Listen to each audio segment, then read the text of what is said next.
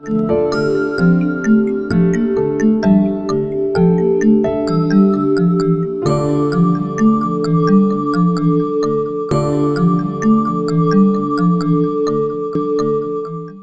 friends, welcome to Aspire IS. My name is Pratik. This video is a part of Focus Interview series. Today we are going to learn about climate change, the contemporary issues and the new issues which have been emerging in the last 6 months. Let us have a look at it. The first and the most important issue is underestimation of data. Data, which is the most important thing for any policymaker, any scheme, any country, any person. Without data, we cannot do anything. And recently, we have got to know through a software known as Coastal DEM software that we have underestimated the data by around 88%. Globally, earlier, the wrong data was that 28 million people are being affected by flood risk, but the real data was of 110 million. Even in India, it is said that 36 million people are going to be affected by 2050 and 44 million by 2100. That is the most important thing. Then the second most important issue is that Global Hunger Index have brought into notice one fact that there is a direct relationship between climate change and hunger. It has also said that there is going to be a climate crisis in various countries like Yemen, Chad, Madagascar, etc. Third is Lancet report. Lancet report has said that the children, that is the infants, they will be the first one and the most one who will be affected by climate change. So we are not doing enough for them. The fourth thing is that IPCC report. IPCC report has said that globally 70 million of the people will be drawn towards urban areas annually. That is a lot of people, and the urban areas right now, as we can see, they are not capable enough to host such population. Also recently in the Copenhagen C40 climate summit, it has been brought into notice that there are no city specific action plans. So we have to work on that. Then the other issues like glacier melting, we all know about Larsen Sea that is melting in the Antarctic. We all know because of this flood risk and the climate change, we are going to face climate refugees because small island countries like Fiji, Marshall Islands, they will get submerged and the population there will migrate to some other countries. And for migration of the population, we just have one convention, that is Vienna Convention of 1951, but that does not cover climate refugees. So for climate refugees, we have Nansen Initiative. Okay, so Nansen Initiative is for climate refugees. Then because of climate change, we'll face the issue of waterborne diseases and zoonotic diseases, and the infants will be the most vulnerable for waterborne diseases. Even in India, the most important reason for child mortality is diarrhea.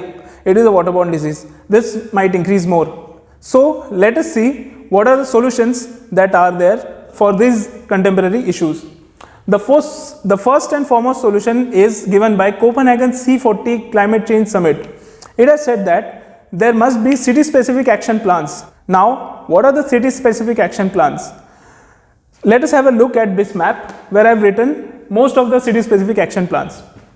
Toronto, Canada and Berlin in Germany, they are focusing on retrofit buildings and green transportation.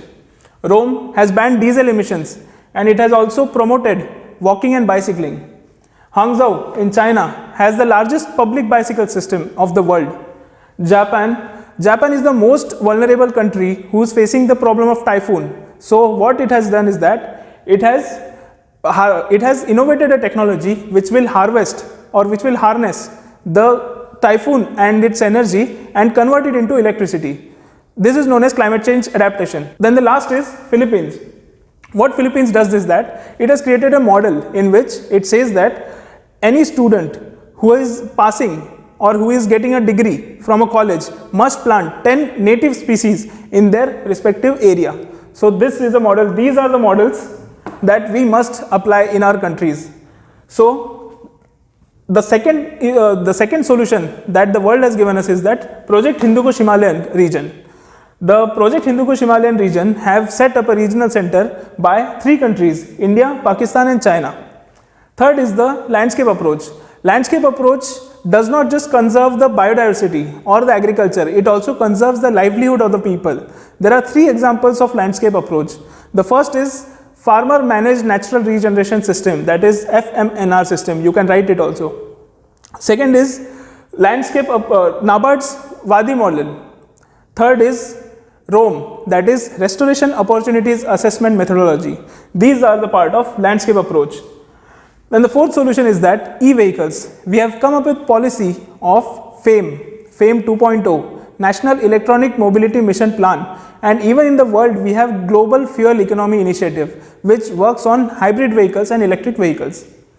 Then there are small initiatives like from the Mizoram district, we have My School, My Farm, in which we have adopted Philippines-like model where the students of the school must plant this local and native species in their school only. So that will be important for food security and nutrition security as well. It will solve the problem of malnourishment. Then MS Swaminathan, who has also recommended nutrition gardens and grid connected nutrition system. This will ensure that we have food security, we eliminate the problem of malnourishment. Then there is GIAS. GIAS is globally important agriculture heritage systems. In that we have from our country 3 species which have been included in that, known as first is saffron from Jammu Kashmir, second is Koraput for traditional agriculture, and Kuttanod for below sea level rice farming.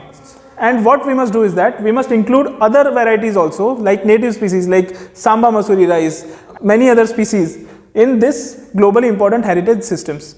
So this is the summary of contemporary issues and the solutions which have been there in the past 6 months. All the best for your interview. Jai Hind.